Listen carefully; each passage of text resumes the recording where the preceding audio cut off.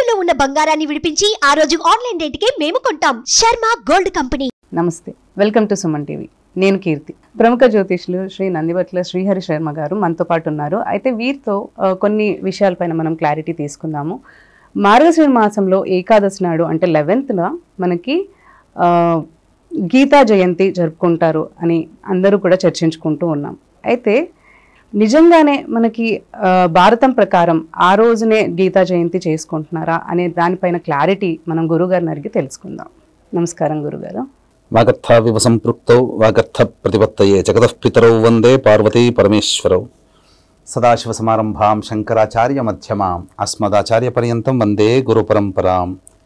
ఆదిత్యాయ చ సోమాయ మంగళాయ బుధాయ చ గురు శుక్ర శనిభ్యశ్చ రాహవే కేతవే నమః. శృంగేరి జగద్గురు పీఠాధిపతులకి, కంచి పీఠాధిపతులకి నమస్కారములు తెలియజేసుకుంటూ కార్యక్రమాన్ని ప్రారంభిద్దాం. అయితే ఈరోజు మనకి కార్తీక మాసంలో పూజలు, మనము వ్రతాలు అన్నీ ప్రత్యేకంగా చేసుకుంటూ ఉంటాం. అదే ప్రత్యేకత మనకి మార్గశిర మాసంలో కూడా పూజలు అండ్ అదే ప్రత్యేకత అనేది మనకి మార్గశిర మాసం కూడా ఉంది. అయితే ఇదే మాసంలో మనకి 11న గీతా జయంతి జరుపుకుంటున్నాం అన్నట్లు అన్ని దగ్గర కూడా చర్చించుకుంటున్నారు. అయితే నిజంగానే మనకి భారతం ప్రకారంగా గీతా జయంతి అదే రోజున జరుపుకుంటున్నామా? దాని యొక్క విశిష్టత మనకి ఏంటి? గీతా జయంతి యొక్క విశిష్ట ఏంటి అనేది మాకు ఈరోజు మీరు తెలియజేయగలరు? తప్పకుండా అమ్మా. గీతా జయంతి అనేటువంటిది మనకు భారతదేశంలోని అన్ని ప్రాంతాలలో ఈ మార్గశిర శుద్ధ ఏకాదశి రోజున జరుపుకుంటున్న మాట విదితమే, వాస్తవమే. అయితే భారతం ప్రకారం ఇది నిజంగా మార్గశిర శుద్ధ ఏకాదశి రోజునే జరిగిందా అనేటువంటి విషయాన్ని మనం చూసుకున్నట్లయితే కొన్ని ప్రత్యేకమైనటువంటి నిగూఢమైనటువంటి నిరూపణలతో ఈ రోజున కాదు, ఇంతకు ముందే చేసుకోవాల్సినటువంటిది గీతా జయంతి అని చెప్పి మనం చెప్పుకోవచ్చు. ఏంటా విషయాలు ఉన్నప్పుడు ముఖ్యంగా ఉత్తరాది ప్రాంతం వాళ్ళు ఈ మార్గశిర శుద్ధ త్రయోదశి రోజున యుద్ధం ప్రారంభమైంది, భారత యుద్ధం. పుష్యశుద్ధ పాడ్యమి రోజుకి అంతమైపోయింది అని చెప్తారు. అంటే మొత్తం 18 రోజులు. భారతం ప్రకారం కాదు, ఉత్తరాది వారి ప్రకారం. అంటే నార్త్ ఇండియన్స్ ఎక్కువగా పాటించారు.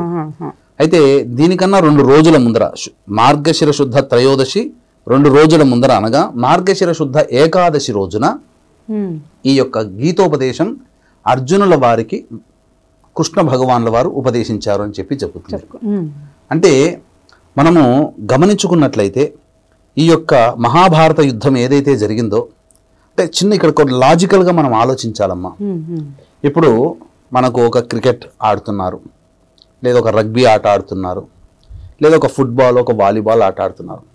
ఆట స్టార్ట్ అయ్యేటందుకు ముందు ఇరు జట్ల వాళ్ళు చక్కగా ఒక దగ్గరికి సమావేశమై, రౌండ్గా సమావేశమై ఎలా ఆడాలి, ఏం చేయాలని ఒకరికొకళ్ళు స్ఫూర్తిని ఇచ్చుకుంటూ, ఒకరికొకరు ఎంకరేజ్మెంట్ చేసుకుంటూ తర్వాత గ్రౌండ్లోకి ఎంటర్ అవుతారు.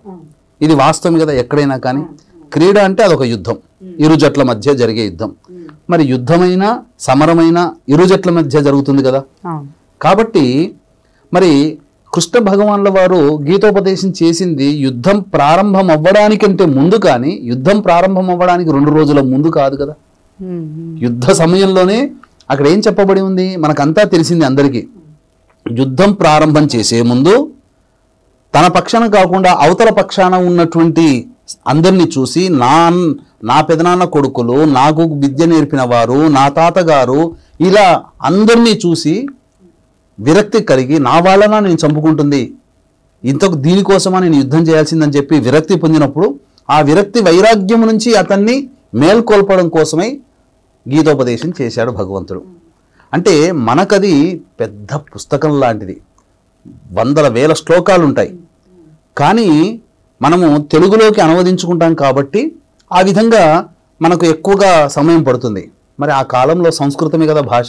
ఇప్పుడు మీరు నేను మాట్లాడుకుంటున్నట్టుగానే చకచక సంస్కృతంలో గీతోపదేశం చేశాడు. ఓ 2-3 గంటల్లో ఈ గీతోపదేశం అంతా అయిపోయింది. అవగానే ఇక కార్యోన్ముఖుడై యుద్ధానికి వెళ్ళి యుద్ధం ప్రారంభం చేశాడు.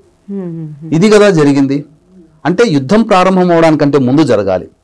ఇక నిరూపణకు వచ్చేసరికి మనము కొన్ని ఉదాహరణలు అనేటువంటిది తీసుకుందామమ్మా. ఈ ఉదాహరణల విషయంలో చూసుకున్నట్లయితే భీష్ముడు మహాభారతం యుద్ధం జరిగినటువంటిది ఏంటి? 18 రోజులు యుద్ధం జరిగింది. అందులో 10 రోజులు యుద్ధంలో పాల్గొన్నాడు, 10 రోజులు కౌంట్. తర్వాత అతను మాఘశుద్ధ అష్టమి రోజున నిర్యాణం చెందాడు. ఓకే, ఈ అష్టమి రోజు నిర్యాణం చెందినప్పుడు ఈ అష్టమికి మొత్తము భీష్ముడు 10 రోజులు, మాఘశుద్ధ అష్టమికి అంటే యుద్ధం ప్రారంభమైన మొదటి రోజు మాఘశుద్ధ అష్టమికి మొత్తం కలిపి 68 రోజులు. ఈ మాఘశుద్ధ అష్టమి నుంచి 68 రోజులు వెనక్కి వెళితే వచ్చేటువంటి తిథి ఏమవుతుంది?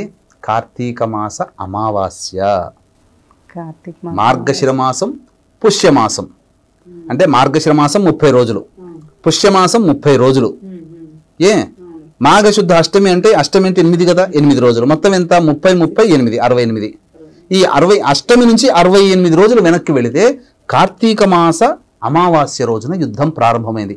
మనకు కూడా చాలా మందికి తెలుసు, వీక్షించేటువంటి ప్రేక్షకుల్లో కూడా చాలా మందికి ఈ యొక్క మహాభారత యుద్ధం అమావాస్య రోజున ముహూర్తం పెట్టారు, అమావాస్య రోజున ప్రారంభమైంది అని చెప్పి చాలా మందికి తెలుసు. గీతా జయంతి ఆ రోజునే కార్తీక మాసం. ఇది ఒక నిరూపణ, ఇది ఒక బలమైన నిరూపణ. ఇక రెండవ నిరూపణ అనేటువంటిది కనుక చూసుకున్నట్లయితే దీనికి కూడా బలం చేకూరుతుంది. వీక్షించేటువంటి ప్రేక్షకులు గమనించాల్సినటువంటిది, ఈ యొక్క మార్గశిర శుద్ధ పౌర్ణమి దత్త జయంతి సందర్భంగా మహామహిమాన్విత కాశీ క్షేత్రంలో జాతకరీత్యా కలుగు విద్య, వివాహ, ఉద్యోగ, దాంపత్య, సంతాన, అనారోగ్య సమస్యల నివారణకి మరియు గోచార రీత్యా వృషభ, మిథున, కర్కాటక, సింహతుల, వృశ్చిక, మకర, కుంభమీన రాశిలో జన్మించిన వారికి శనిదోష పరిహారార్థమై సర్వదోష నివారణ పూజలు, హోమాలు డిసెంబర్ 15వ తారీఖు రోజున కాశీ క్షేత్రంలో పర్ హెడ్ 1500 రూపాయలకి చేయించడం జరుగుతుంది. అవకాశం ఉన్న వాళ్ళు కార్యక్రమ తదనంతరం కాంటాక్ట్ చేసి మీ గోతనామాదులు నమోదు చేసుకోవచ్చు. ఇక రెండవ వివరణ మనం గనక చూసుకున్నట్లయితే, రేవతీ నక్షత్రం ఉన్నటువంటి రోజున ఈ శ్రీకృష్ణ భగవానుల వారు హస్తినాపురానికి రాయబారం వెళ్ళాడు అని చెప్పబడుతుంది. మరి రేవతీ నక్షత్రం ఉన్న తర్వాత సహజంగా మనం గమనించుకున్నట్లయితే కృత్తికా నక్షత్రం, కార్తీక మాసంలో కృత్తికా నక్షత్రం ఉన్నటువంటి రోజున పౌర్ణమి. ఈ కృత్తిక కంటే 3 రోజులు వెనక్కి వెళితే అంటే అశ్విని, భరణి, భరణి, అశ్విని, మళ్ళీ రేవతి, 3వ రోజు కృత్తికా నక్షత్రానికి వెనక 3వ రోజు రేవతి నక్షత్రం రోజున కృష్ణ భగవానుల వారు హస్తినాపురానికి రాయబారానికి వెళ్ళారు. అంటే ఇంతకుముందు సంజయుడు వెళ్ళాడు, దుర్యోధనుడి తరపున సంజయుడు వెళ్ళి రాయబారం ఉనర్చితే నేను వస్తున్నాను, శాంతి రాయబారం చేస్తాను, ఇద్దరి మధ్య సంధి కుదురుస్తాను అని చెప్పి పంపిస్తాడు. హస్తినాపురానికి రాయబారం కోసం రేవతి నక్షత్రం రోజున బయలుదేరాడని మహాభారతంలో సుస్పష్టంగా చెప్పబడి ఉంది కృష్ణుడు. అయితే డైరెక్ట్గా అతను కౌరవుల దగ్గరికి వెళ్లకుండా తనకి భక్తుడైనటువంటి విదురుని ఇంటికి వెళ్ళి అక్కడ ఆతిథ్యాన్ని స్వీకరించి రాయబారానికి వచ్చాడు. అంతటా నా ఇంటికి రాకుండా నా ఆతిథ్యం స్వీకరించకుండా పరుల ఇంటికి వెళ్ళాడని చెప్పి ఇతను ఎలాగైనా అవమానించాలి అనే ఉద్దేశంతో అతను శ్రీకృష్ణ భగవానుల వారు చేసిన ఏ ప్రతిపాదనని కూడా ఆమోదించలేదు. చివరికి 5 ఊళ్ళు ఇవ్వమన్నాడు. సూదిమున పడేంత భూమి కూడా నేను దానం చెయ్యను, ఇవ్వను అని ఖరాఖండిగా అవమానించాలనే ఉద్దేశంతో దుర్యోధనుడు అక్కడ చెప్పాడు. ఇక కుదరదు, ఇక ఇట్టి పరిస్థితుల్లో యుద్ధం ప్రారంభమవుతుందని నిశ్చయించుకున్నాడు శ్రీకృష్ణ భగవానుల వారు. అక్కడ హస్తినాపురంలో కొన్ని రోజులు ఉండి వెళుతూ వెళుతూ కర్ణుడితో ఒక మాట చెప్పి వెళ్ళాడు. వచ్చే జ్యేష్ఠమాసములో వచ్చే జ్యేష్ఠ నక్షత్రంతో కూడుకున్న అమావాస్య రోజున యుద్ధం ప్రారంభమవుతుంది, సిద్ధంగా ఉండండి అని చెప్పి వెళ్ళాడు. ఇప్పుడు కృత్తికా నక్షత్రం కార్తీక మాసం పౌర్ణమి రోజున కృత్తికా నక్షత్రం ఉంటే కృత్తిక నుంచి అమావాస్యకు లెక్కేయండి, 15 రోజులు కదా. కృత్తిక, రోహిణి, మృగశిర, ఆరుద్ర, పునర్వసు, పుష్యమి, ఆశ్లేష, మఘ, పుబ్బ, ఉత్తర, హస్త, చిత్త, స్వాతి, విశాఖ, అనురాధ, జ్యేష్ఠ. సరిపోయింది. కృత్తికా నక్షత్రం నుంచి అమావాస్య వచ్చే సమయానికి జ్యేష్ఠ నక్షత్రం ఉంటుంది. శ్రీకృష్ణ భగవానులు స్పష్టంగా చెప్పారు, అమావాస్యతో కూడుకున్న జ్యేష్ఠ నక్షత్రం రోజున యుద్ధం ప్రారంభమవుతుంది, మీరందరూ సంసిద్ధంగా ఉండండి కర్ణ అని చెప్పి వెళుతూ వెళుతూ ఈ మాట చెప్పిపోయాడు. మరి ఇంతకన్నా నిరూపణ మనకు మహాభారతంలో ఏముంటుంది? 2 నిరూపణలు ఉన్నాయి. భీష్ముడి నిర్యాణము ఒకటి, శ్రీకృష్ణ భగవానుల వారు కర్ణుడితో సంబోధించిన సమయము, అలాగే రేవతీ నక్షత్రం రోజున రాయబారానికి వెళ్ళాడు అని చెప్పి చెప్పబడి ఉంది. ఇవన్నీ లెక్కలు గనక వేసుకుంటే ఖచ్చితంగా కార్తీక మాస అమావాస్య రోజున మహాభారత యుద్ధం ప్రారంభమైంది. యుద్ధం ప్రారంభం కంటే ముందు 2-3 గంటలకి వైరాగ్యం చెందినటువంటి కృష్ణ భగవానుల వారు వైరాగ్యం చెందినటువంటి అర్జునుడికి గీతోపదేశం చేసి కార్యోన్ముఖుని చేశాడు. ఇప్పుడు దాయాదులతో యుద్ధం అవ్వాలనుకుంటామా, అప్పుడు ఏం చేస్తారు? మిలిటరీ మేజర్లందరూ కూడా అందరినీ పొద్దున్నే సమావేశపరిచి వాళ్ళకి భారతదేశం మీద గొప్పగా వాళ్ళకి కలిగించాలి, స్ఫూర్తి కలిగించాలనే ఉద్దేశంతో కొన్ని ఉపన్యాసాలు చేస్తారు. దాంతో వీరోచితంగా పోరాడతారు. ప్రతి రాజ్యంలో చేసేటువంటి మంత్రులు ఇదే పని. కాబట్టి యుద్ధం ప్రారంభం అవడానికి 2-3 గంటల ముందు ఈ యొక్క భగవద్గీత ఏర్పాటు అయింది. కాబట్టి గీతా జయంతి అనేటువంటిది మార్గశిర శుద్ధ ఏకాదశి కాకుండా కార్తీక అమావాస్య రోజున జరుపుకోవాలి. ఆ రోజే ఇది భారత ప్రకారం ఉన్నటువంటిదమ్మా. అయితే మనకి గీతా జయంతి అయితే మనకి అమావాస్య కార్తీక మాసంలో జరుపుకోవాలని చెప్పారు గురుగారు. అయితే ఇప్పుడు మార్గశిర శుద్ధ ఏకాదశి రోజు ఎలాంటి పూజలు మనం నిర్వహించవచ్చు అండ్ దాని యొక్క విశిష్టత మాకు కొంచెం మీరు వివరించగలరు? మనకు ఉన్నటువంటివి ప్రతి మాసంలో 2 ఏకాదశులు, మొత్తం 24 ఏకాదశులు. ఒక్కొక్క ఏకాదశి ఒక్కొక్క ప్రత్యేకమైనటువంటి విశిష్టత కలిగినటువంటిది. ఈ మార్గశిర శుద్ధ ఏకాదశి రోజున ఎవరైతే ఉపవసించి విష్ణునామ స్మరణ చేస్తూ విష్ణు అనుగ్రహానికి విష్ణు ప్రీతి పాత్రులవుతారో ఆ ఇంట ఉన్నటువంటి పితృదేవతలు నరక కూపము నుంచి బయటపడి స్వర్గలోకాధిపత్యాన్ని పొందుతారు అని చెప్పబడింది. దీనికి ఉదాహరణగా వైఖానసుడు అనేటువంటి ఒక రాజు తనకి కలలో తన తల్లిదండ్రులు వంశంలోని వాళ్ళందరూ కూడా నరకంలో బాధలు పడుతూ ఆహాకారాలు చేస్తున్నటువంటి సందర్భంగా కలలు వచ్చాయట కంటిన్యూస్గా ఒక 2-3 రోజుల పాటు. దీనికి ఏం చేయాలన్నప్పుడు ఏ సమస్య వచ్చినా గురువు దగ్గరికి వెళ్తారు కదా, తన గురువు అయినటువంటి రాజ్య గురువు అయినటువంటి పురోహితుడి దగ్గరికి వెళ్ళి ఇలా వచ్చిందని చెప్పగానే విష్ణు అనుగ్రహాన్ని పొందు, తప్పకుండా మీ యొక్క వంశీయులు నరకకూపం నుంచి బయటపడతారని చెప్పగా ఆ రోజున సూర్యోదయ ప్రభృతి ఉపవాసించి ద్వాదశి రోజున కూడా ఉపవసించి చక్కగా అతిథి మర్యాదలు ఆ యొక్క భోజన తాంబూలాదులు ఇతరులకి అందింపచేసి అప్పుడు తన కుటుంబంతో ఈ యొక్క ఏకాదశి వ్రతాన్ని ముగించాడు. ఈ యొక్క పుణ్య ఫలితము చేత తన తల్లిదండ్రులు తాత ముత్తాతలు అందరూ కూడా నరక కూపం నుంచి బయటపడి స్వర్గలోకంలో స్థిర నివాసం ఏర్పాటు జరిగింది. కాబట్టి వీక్షించేటువంటి సుమన్ టీవీ ప్రేక్షకులు కూడా గమనించాల్సినటువంటిది, మీ యొక్క పితృదేవతల వారసులు మీరే.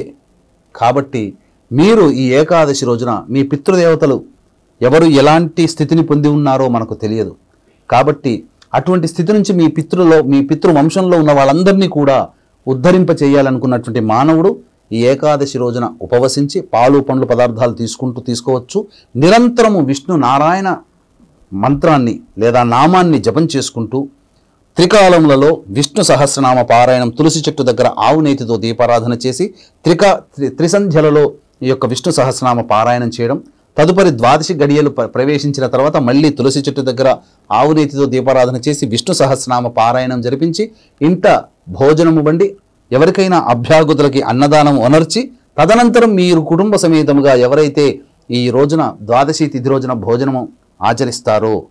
భోజనము చేస్తారో వారి వంశంలో భార్య వైపు వంశంలోని పితృదేవతలు, మీ వైపు ఉన్నటువంటి పితృదేవతలందరూ కూడా స్వర్గలోకాధిపత్యాన్ని పొందుతారని చెప్పడంలో ఏమాత్రం సందేహం లేదు. ఇటువంటి మార్గశిర శుద్ధ ఏకాదశి ఈ నెల 11వ తారీఖు రోజున వచ్చింది. అవకాశం ఉన్న వాళ్ళు అందరూ ఆచరించగలరని సెలవు తీసుకుంటూ సర్వం శ్రీ ఉమామహేశ్వర పరబ్రహ్మార్పణమస్తు. ధన్యవాదాలు గురుగారు.